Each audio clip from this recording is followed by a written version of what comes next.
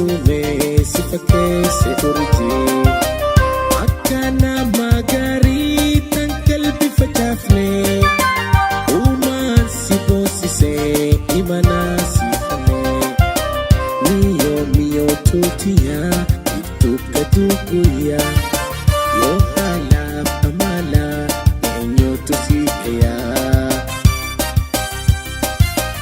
arkuma ijaatiin qalbiin nama haftaa kan siin deemeleetu dhageetiin si dubbataa.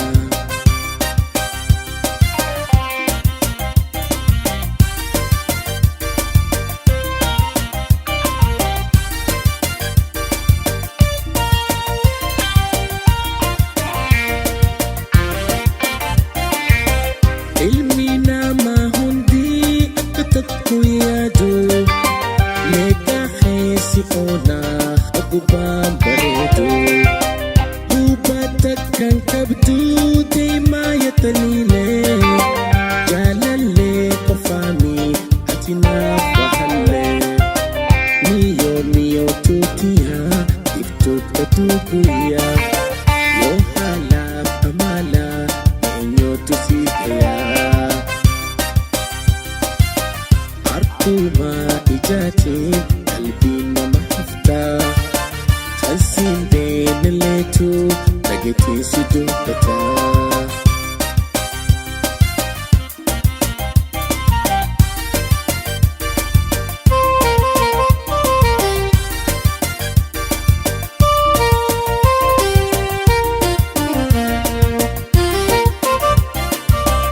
Haasawni keessuutaa hin jarjatu dubbiin jechi kee daranuu nama seena qalbii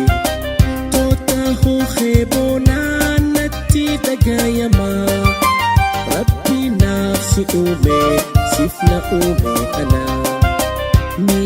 miyoo tuutiyaa ibtuuf gaduu guyyaa yoo haalaaf amalaa eenyuutu si eeyaa arkuma ijaatiin qalbiin nama haftaa kan siin deemeleetu dhageetiin si dubbataa.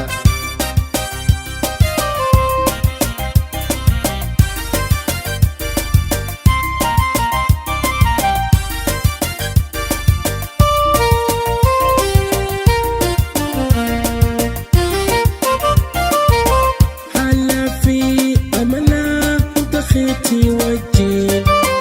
tolcheetii si uume si fakkeesse urjii akkana magaarii tan qalbii facaafne uumaan si boonsisee imanaa si fanne miyoo tuutiyaa ibtuuf gaduu guyyaa yoo haalaaf amalaa eenyuutu si eeyaa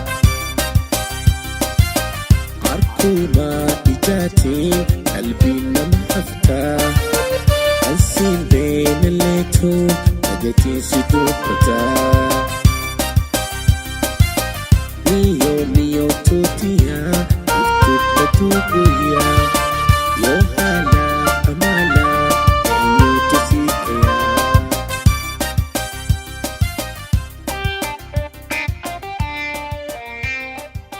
ma saaxiibo badni balse waxaan leeyahay hal saaxiib waa sirteeda waa farxaddeeda